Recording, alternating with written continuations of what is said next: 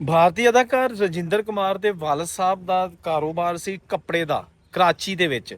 ਤੇ 1927 ਨੂੰ ਰਜਿੰਦਰ ਕੁਮਾਰ ਪੈਦਾ ਹੋਏ ਪਾਕਿਸਤਾਨੀ ਪੰਜਾਬ ਦਾ ਜਿਹੜਾ ਕਿ ਹੁਣ ਹਿੱਸਾ ਏ।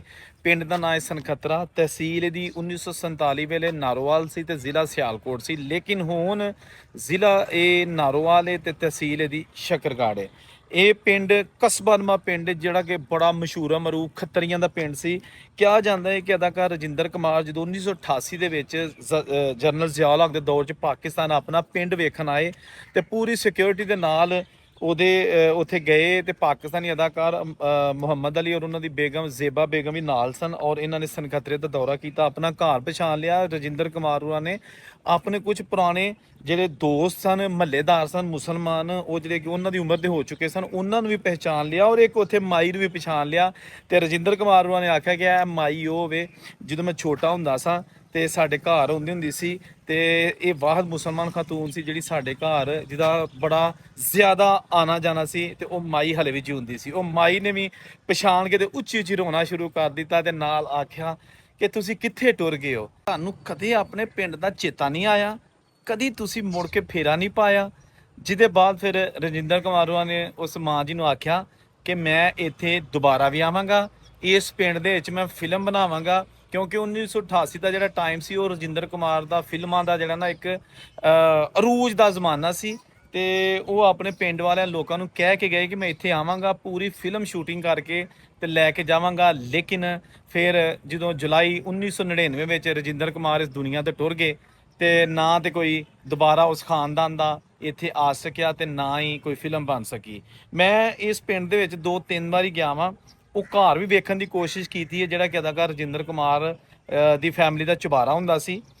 ਬੜੀ ਅਮੀਰ ਫੈਮਿਲੀ ਸੀ ਕਿਉਂਕਿ ਇਹਨਾਂ ਦੇ ਜਿਹੜੇ ਦਾਦਾ ਸਨ ਉਹ ਆਰਮੀ ਕੰਟਰੈਕਟਰ ਸਨ, ਇਹਨਾਂ ਦੇ ਵਾਲਦ ਜਿਹੜੇ ਨੇ ਉਹ ਬਿਜ਼ਨਸਮੈਨ ਸਨ, ਕਰਾਚੀ 'ਚ ਉਹਨਾਂ ਦਾ ਕੱਪੜੇ ਦਾ ਕੰਮ ਸੀ। ਤੇ ਰਜਿੰਦਰ ਕੁਮਾਰ ਹੋਰੀ ਜਦੋਂ 20 ਸਾਲ ਦੇ ਸਨ ਤੇ ਉਦੋਂ ਫਿਰ ਪਾਰਟੀਸ਼ਨ ਹੋ ਗਈ, ਉਦੋਂ ਉਮਰ ਇਹਨਾਂ ਦੀ 20 ਸਾਲ ਸੀ। ਇਹਨਾਂ ਮੈਟ੍ਰਿਕ ਵੀ ਪਾਕਿਸਤਾਨ ਤੋਂ ਕਰ ਲਿਆ ਸੀ, ਲਾਹੌਰੋਂ ਗਵਰਨਮੈਂਟ ਕਾਲਜ ਵੀ ਜਿਹੜਾ ਨਾ ਸਟੱਡੀ ਹਾਸਲ ਕੀਤੀ ਸੀ, ਲੇਕਿਨ ਪਾਕਿਸਤਾਨ ਛੱਡ ਕੇ ਸਿੱਧੇ ਮੁੰਬਈ ਚਲੇ ਗਏ। ਉਦੋਂ ਬੰਬਈ ਆਖਿਆ ਜਾਂਦਾ ਸੀ, ਹੁਣ ਮੁੰਬਈ ਕਿਹਾ ਜਾਂਦਾ ਹੈ। ਤੇ ਇੱਕ ਵਾਰੀ ਫਿਰ ਜਿਹੜਾ ਨਾ ਇਹ ਵਾਪਸ ਆ ਚੁੱਕੇ ਨੇ। ਅੱਛਾ, ਗੱਲ ਕਰ ਰਿਹਾ ਸੀ ਕਿ ਇਹਨਾਂ ਦੇ ਘਰ ਦੀ, ਇਹਨਾਂ ਦਾ ਘਰ ਬਿਲਕੁਲ ਡਿਮਾਲਿਸ਼ ਹੋ ਚੁੱਕਿਆ, ਉੱਥੇ ਨਵੀਂ ਬਿਲਡਿੰਗ ਬਣ ਚੁੱਕੀ ਹੈ, ਇਹਨਾਂ ਦਾ ਘਰ ਨਹੀਂ ਹੈਗਾ ਸਨਖਤਰੇ ਦੇ ਵਿੱਚ।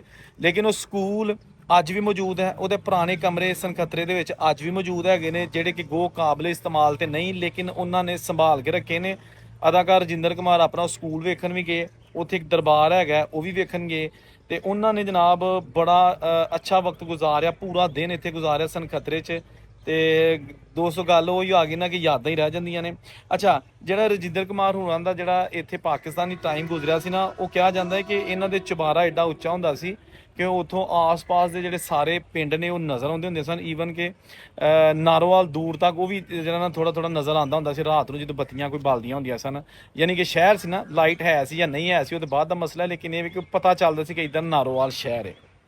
ਹੁਣ ਉੱਥੇ ਬਾਜ਼ਾਰ ਸੀ ਖੱਤਰੀਆਂ ਦਾ ਬੜਾ ਵੱਡਾ, ਜਿਹਦੀਆਂ ਕੋਈ ਕੋਈ ਦੁਕਾਨਾਂ ਅੱਜ ਵੀ ਬਾਕੀ ਨੇ।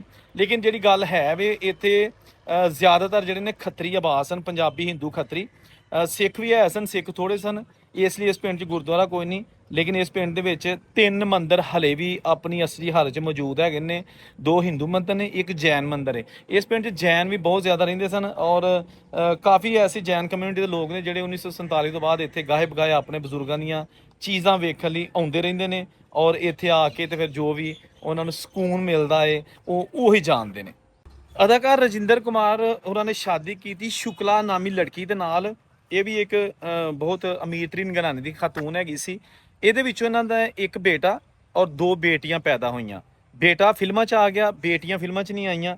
ਬੇਟੇ ਦਾ ਨਾਂ ਸੀ ਕੁਮਾਰ ਗੌਰਵ, ਉਹਨਾਂ ਨੇ ਬਹੁਤ ਅੱਛੀਆਂ ਅੱਛੀਆਂ ਫਿਲਮਾਂ ਵੀ ਕੀਤੀਆਂ, ਲੇਕਿਨ ਜਿਹੜਾ ਅਰੂਜ ਵੇਖਿਆ ਸੀ ਰਜਿੰਦਰ ਕੁਮਾਰ ਹੋਰਾਂ ਨੇ ਉਹ ਲੈਵਲ ਨਹੀਂ ਹਾਸਲ ਕਰ ਸਕੇ ਇਹਨਾਂ ਦੇ ਬੇਟੇ।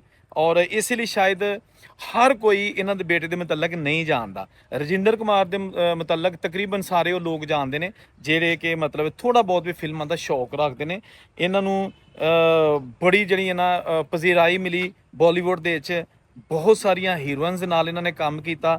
ਰੋਮਾਂਟਿਕ ਫਿਲਮਾਂ ਇਹਨਾਂ ਦੀਆਂ ਜ਼ਿਆਦਾਤਰ ਹੁੰਦੀਆਂ ਸਨ ਜਾਂ ਦੁਖੀ ਫਿਲਮਾਂ ਬਹੁਤ ਜ਼ਿਆਦਾ ਸਨ। ਇਹਨਾਂ ਨੇ ਆਪਣੇ ਕਈ ਇੰਟਰਵਿਊਜ਼ ਵਿੱਚ ਆਖਿਆ ਕਿ ਮੈਂ ਕੋਸ਼ਿਸ਼ ਕੀਤੀ ਹੈ ਕਿ ਆਪਣੇ ਫਿਲਮੀ ਕੈਰੀਅਰ ਦੇ ਵਿੱਚ ਹਰ ਕਰੈਕਟਰ ਕਰਾਂ, ਡਾਕਟਰ ਦਾ, ਵਕੀਲ ਦਾ, ਇੱਕ ਜੋਗੀ ਦਾ, ਸਪੇਰੇ ਦਾ, ਮਤਲਬ ਜਿਹੜੀ ਚੀਜ਼ ਮੁਆਸ਼ਰੇ ਦੇ ਵਿੱਚ ਕਰੈਕਟਰਸ ਹੈਗੇ ਨੇ ਮੈਂ ਉਹਨਾਂ ਦਾ ਕਰੈਕਟਰ ਕਰਨ ਦਾ ਇਰਾਦਾ ਕੀਤਾ ਸੀ ਔਰ ਆਲਮੋਸਟ ਉਹਨਾਂ 'ਚ ਮੈਂ ਕਾਮਯਾਬ ਹੋ ਗਿਆ। ਜਿਸ ਤਰ੍ਹਾਂ ਕਿ ਫਿਲਮ ਦਿਲ ਇੱਕ ਮੰਦਰ ਦੇ 'ਚ ਉਹਨਾਂ ਬਹੁਤ ਅੱਛਾ ਰੋਲ ਕੀਤਾ ਸੀ ਐਜ਼ ਅ ਡਾਕਟਰ। ਇਸੇ ਤਰ੍ਹਾਂ ਬਹੁਤ ਸਾਰੀਆਂ ਐਸੀਆਂ ਫਿਲਮਾਂ ਨੇ, ਤੁਸੀਂ ਅਗਰ ਦੇਖੋਗੇ ਤੇ ਤੁਹਾਨੂੰ ਪਤਾ ਚੱਲੇਗਾ ਕਿ ਲੰਮੀ ਫਹਿਰਿਸਤ ਹੈਗੀ ਹੈ।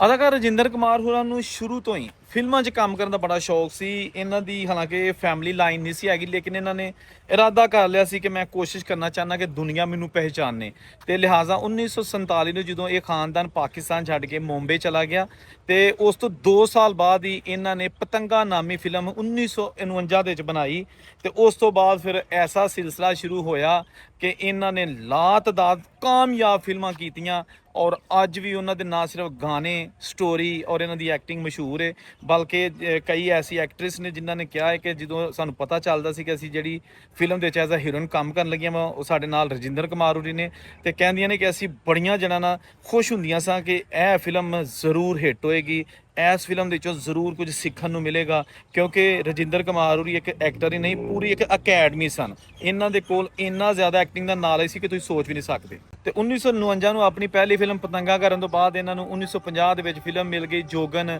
ਫਿਰ 55 ਦੇ ਵਿੱਚ ਵਚਨ, ਫਿਰ 1956 ਦੇ ਵਿੱਚ ਆਗ ਔਰ ਦਿਆ। ਯਾਨੀ ਇਸ ਤਰ੍ਹਾਂ ਫਿਰ ਇੱਕ ਲੰਮੀ ਫਰਿਸ਼ ਸ਼ੁਰੂ ਹੋ ਜਾਂਦੀ ਹੈ, ਜਿਹੜੀਆਂ ਕਿ ਫਿਰ ਇਹ ਆਪਣੀ ਵਫਾਤ ਤੋਂ ਕੁਝ ਸਾਲ ਪਹਿਲਾਂ ਤੱਕ ਵੀ ਇਹ ਕਿਸੇ ਨਾ ਕਿਸੇ ਤਰੀਕੇ ਨਾਲ ਟੀਵੀ ਸ਼ੋਅ ਕਹਿ ਲਓ, ਪ੍ਰੋਡਿਊਸਰ ਕਹਿ ਲਓ, ਫਿਲਮ ਇੰਡਸਟਰੀ ਦੇ ਨਾਲ ਜੁੜੇ ਰਹੇ। ਰਜਿੰਦਰ ਕੁਮਾਰ ਨੂੰ ਆਪਣੇ ਟੋਟਲ 40 ਸਾਲਾ ਕੈਰੀਅਰ ਦੇ ਵਿੱਚ 80 ਤੋਂ ਜ਼ਿਆਦਾ ਫਿਲਮਾਂ ਦੇ ਵਿੱਚ ਕੰਮ ਕੀਤਾ ਔਰ ਉਹਨਾਂ ਦੀ ਫਿਰ ਜਦੋਂ ਡੈਥ ਹੋਈ, ਇਹਨਾਂ ਨੂੰ ਕੈਂਸਰ ਸੀ, ਲੇਕਿਨ ਇਹਨਾਂ ਨੇ ਕਿਸੇ ਕਿਸਮ ਦਾ ਕੈਂਸਰ ਦਾ ਇਲਾਜ ਕਰਵਾਉਣ ਤੋਂ ਇਨਕਾਰ ਕਰ ਦਿੱਤਾ ਸੀ, ਕੋਈ ਮੈਡੀਸਨ ਨਹੀਂ ਖਾਂਦੇ ਹੁੰਦੇ। ਬਿਲ ਆਖਰ ਫਿਰ ਉਸੇ ਦੌਰਾਨ ਇਹਨਾਂ ਨੂੰ ਹਾਰਟ ਅਟੈਕ ਹੋਇਆ ਤੇ ਜੁਲਾਈ 1999 ਨੂੰ ਉਹ ਇਸ ਦੁਨੀਆ ਤੋਂ ਚਲੇ ਗਏ। ਉਹ ਤੇ ਟੁਰ ਗਏ, ਲੇਕਿਨ ਉਹਨਾਂ ਦੀਆਂ ਬਣਾਈਆਂ ਹੋਈਆਂ ਫਿਲਮਾਂ, ਉਹਨਾਂ ਦੀ ਜਿਹੜੀ ਇਹ ਬਾਲੀਵੁੱਡ ਦੀਆਂ ਖਿਦਮਾਤ ਉਹ ਅੱਜ ਵੀ ਨਵੀਂ ਨਸਲ ਆ ਚੁੱਕੀ ਹੈ ਬਾਲੀਵੁੱਡ ਦੇ ਵਿੱਚ, ਲੇਕਿਨ ਉਹਨਾਂ ਨੂੰ ਤਕਰੀਬਨ ਅੱਜ ਤੁਸੀਂ ਇਹੀ ਸਮਝ ਲਓ ਕਿ ਪੂਰਾ ਖਰਾਜੇ ਤਹਿਸੀਨ ਪੇਸ਼ ਕੀਤਾ ਜਾਂਦਾ ਹੈ। ਤੇ ਦੋਸਤੋ ਕੋਸ਼ਿਸ਼ ਇਹੀ ਕੀਤੀ ਜਾਂਦੀ ਕਿ 1947 ਨਾਲ ਜੁੜੀਆਂ ਚੀਜ਼ਾਂ ਤੁਹਾਨੂੰ ਹਮੇਸ਼ਾ ਅੱਛੇ ਤਰੀਕੇ ਨਾਲ ਪੇਸ਼ ਕੀਤੀਆਂ ਜਾਣ ਤਾਂ ਕਿ ਤੁਹਾਨੂੰ ਪਤਾ ਚੱਲ ਸਕੇ ਕਿ 1947 ਨੂੰ ਜਦੋਂ ਪਾਰਟੀਸ਼ਨ ਹੋ ਗਈ ਤੇ ਉਸ ਤੋਂ ਬਾਅਦ ਕੁਝ ਲੋਕ ਐਸੇ ਨੇ ਜਿਹੜੇ ਬੜੇ ਬੜੇ ਅਹੁਦਿਆਂ ਤੇ ਫਾਇਜ਼ ਹੋਏ, ਨਾ ਸਿਰਫ ਬਿਜ਼ਨਸ ਕਮਿਊਨਿਟੀ 'ਚ ਬਲਕਿ ਐਕਟਿੰਗ ਦੇ ਵਿੱਚ, ਫਿਲਮ ਇੰਡਸਟਰੀ ਦੇ ਵਿੱਚ।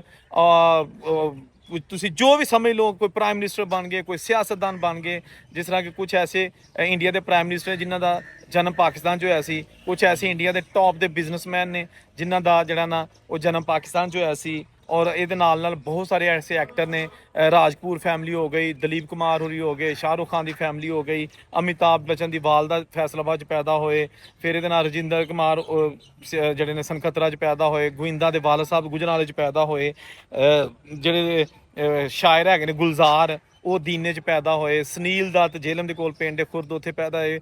ਬਹੁਤ ਸਾਰੀ ਐਸੀ ਲੰਮੀ ਫਰਿਸ਼ਤ ਤੇ ਜਿਹੜੇ ਕਿ ਬਾਲੀਵੁੱਡ ਦੇ ਵਿੱਚ ਹੀਰੋ ਰਾਜ ਜਿਨ੍ਹਾਂ ਨੇ ਕੀਤਾ, ਉਹਨਾਂ ਦਾ ਪਿਛੋਕੜ ਪਾਕਿਸਤਾਨ ਸੀ। ਹੁਣ ਮੈਨੂੰ ਇੰਤਜ਼ਾਰ ਹੈ ਕਿ ਤੁਹਾਨੂੰ ਇਸ ਵੀਡੀਓ ਕੈਸੀ ਲੱਗੀ। ਮਜ਼ੀਦ ਇਸ ਤਰ੍ਹਾਂ ਦੀਆਂ ਵੀਡੀਓ ਵੇਖਣ ਵਾਸਤੇ ਤੁਸੀਂ ਚੈਨਲ ਨੂੰ ਜ਼ਰੂਰ ਸਬਸਕ੍ਰਾਈਬ ਕਰ ਲਓ, ਕਿਉਂਕਿ ਚੈਨਲ ਸਬਸਕ੍ਰਾਈਬ ਕਰੋਗੇ ਤਾਂ ਤੁਹਾਨੂੰ ਜਿਹੜੀ ਮੇਰੀ ਵੀਡੀਓ ਜਿਹੜੀ ਵੀ ਹੋਏਗੀ ਫੌਰੀ ਤੌਰ ਤੇ ਨੋਟੀਫਿਕੇਸ਼ਨ ਆ ਜਾਏਗਾ। ਬੈਲ ਬਟਨ ਦਬਾ ਦਿਓ ਤੇ ਕਮੈਂਟ ਜ਼ਰੂਰ ਕਰਿਓ। ਜਿੱਥੇ ਰਹੋ ਖੁਸ਼ ਰਹੋ। ਔਰੰਗਜ਼ੇਬ ਨੂੰ ਇਜਾਜ਼ਤ ਦਿਓ। ਅੱਲਾ ਹਾਫਿਜ਼।